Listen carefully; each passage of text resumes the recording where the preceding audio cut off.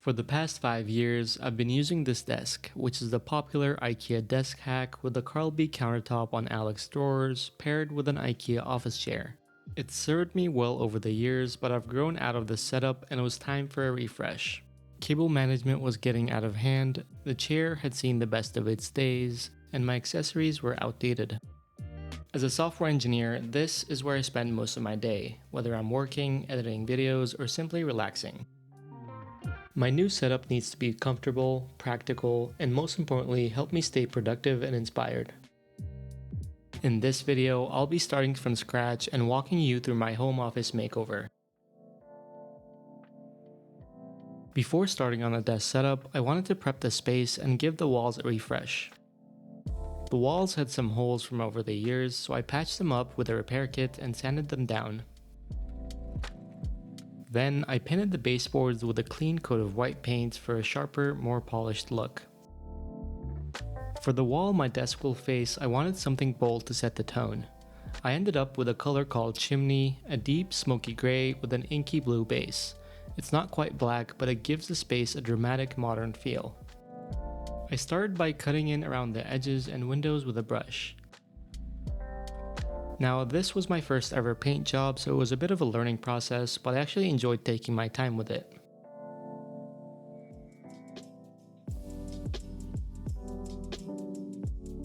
Once the edges were done, I moved on to filling in the rest with a roller.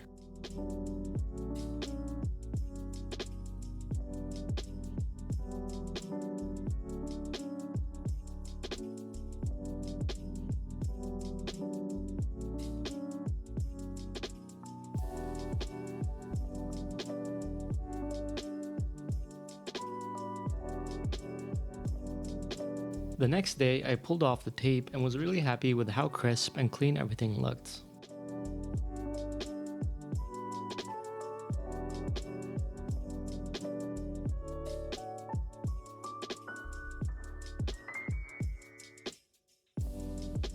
And here is the final result, a crisp accent wall that completely transforms the space. With the walls finished, it was time to bring in the centerpiece of my space, my new standing desk. I had been wanting a standing desk for a long time, so when FlexiSpot reached out and offered to sponsor this video, I was excited to work with them. This is their E7 Pro model, and I decided to go with a solid wood texture in dark walnuts paired with a black frame. The instructions were easy to follow, and the desk had pre-drilled holes, so I knew where everything would go. The frame itself is made from solid steel and was pretty heavy, but I was able to assemble it by myself in a few hours. After mounting the keypad and wiring all the components together, this is the final look. The desk is 60 by 30 inches, which gives me a lot of space for my setup, and I'm really happy with the dark walnut color. The keypad has a digital display and simple controls that allow you to set up to 4 memory presets. The dual motors aren't too loud and the movement is super smooth. The desk also comes with a cable management rack, which made it easy to keep all the cords and power strips tucked out of sight. FlexiSpot also provided me with a drawer unit, which I mounted to the right side, giving me a spot to store some of my everyday items. The desk can go from 25 inches at its lowest to 50.6 inches at its highest, which is really impressive when comparing them side to side. It also has a weight capacity of 440 pounds and was easily able to carry my weights. The build quality feels really solid, and even at the maximum height, the desk stays incredibly stable. I even put it to a test with a cup of water, and the results speak for themselves. Overall, I'm really impressed with this desk, and I want to thank FlexiSpot for sponsoring this video. With my desk fully assembled, I moved on to my displays. I decided to keep my existing monitors but rearrange them to improve my workflow. My main screen is the MSI Optics 34-inch ultrawide QHD monitor. Even though it's marketed as a gaming monitor, I found it great for productivity. It has really sharp colors and a wide screen that makes multitasking so much easier. To the right, I have the Acer 23.8-inch Full HD monitor, which I mounted vertically. This orientation is great for scrolling through long documents or coding windows, or keeping an eye out on chats and emails. As for my computer, I'm still using my 14-inch M1 Macbook Pro with 32 gigs of RAM and 1 terabyte of storage. This thing is 4 years old, but it's been great with everything I've thrown at it, and I've had no issues with performance. With my new setup, I decided to run it in clamshell mode, so I picked up this dual vertical laptop stand for 20 bucks to hold both my personal and work laptops. I have them placed to the right side of the desk, which helps keep the main workspace clear while still making them easy to access. My old setup had a tangled mess of cables connected to my MacBook, and I wanted a way to connect everything with just one cable, so I picked up the CalDigit Ts4 Dock. A bit of a pricey investment, but this thing is a beast. It has 18 ports of I/O, 98 watts of power delivery, and support for dual 4K monitors. I 3D printed a desk mount for the TS4 using my Centauri carbon, with 3 mounting holes for screws and plenty of space for ventilation. Then I mounted it to the side of my drawer, which keeps it out of sight while still making the front ports easy to access.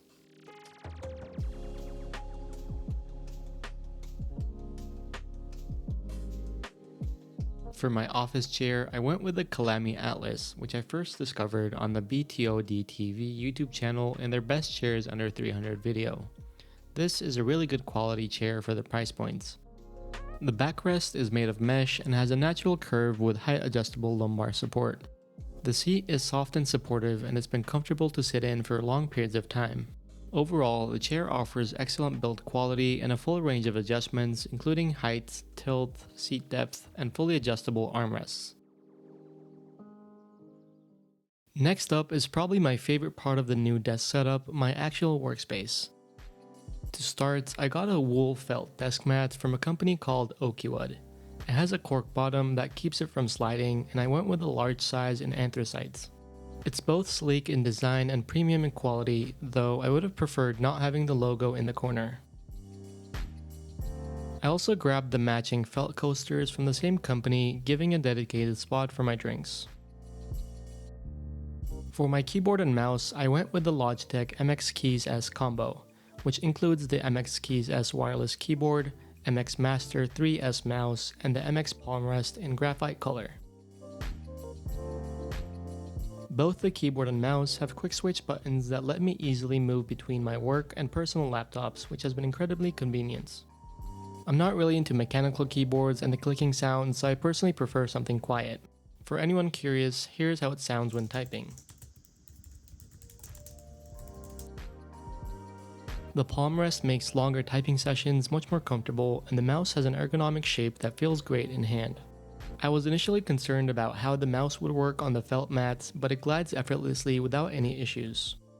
Both devices also have excellent battery life, and I really like that I can keep using the mouse while it charges. To finish off the workspace, I added the Grove-made keyboard tray in the walnut finish to match my desk. It has a clean, stylish look and raises the keyboard to a more natural height, which helps reduce strain on my wrists and arms while typing.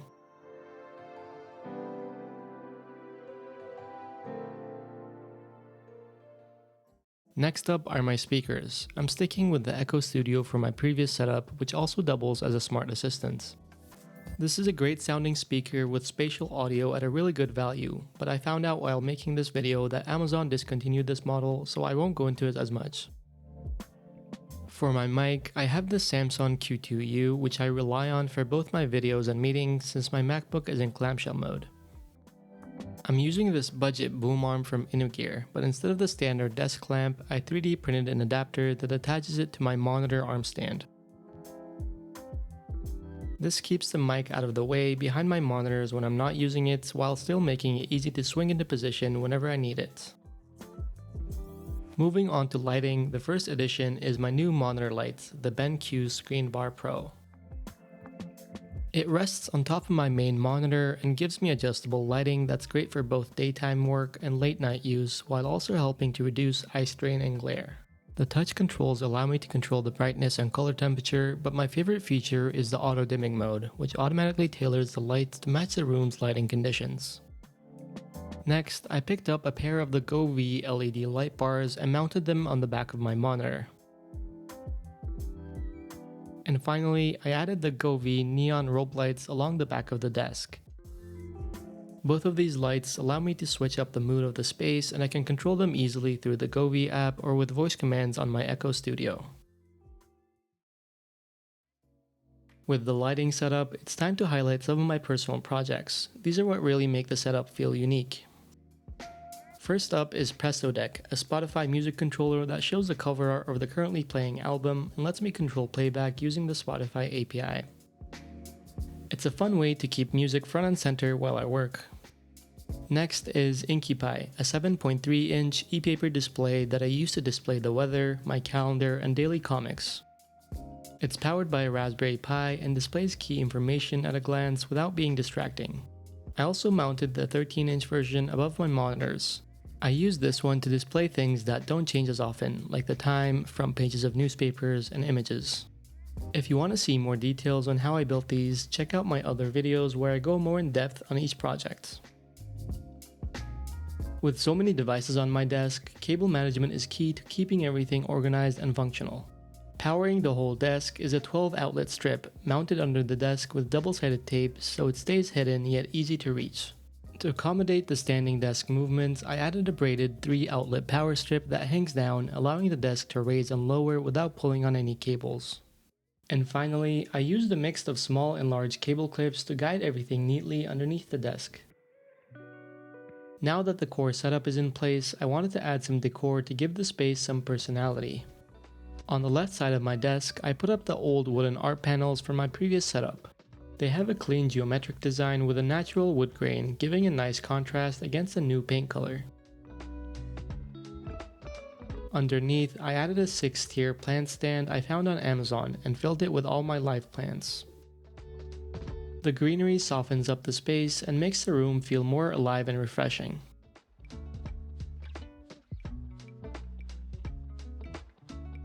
If you remember the beginning of the video, I had a tower of Spindrift cans stacked up in the corner of my old setup.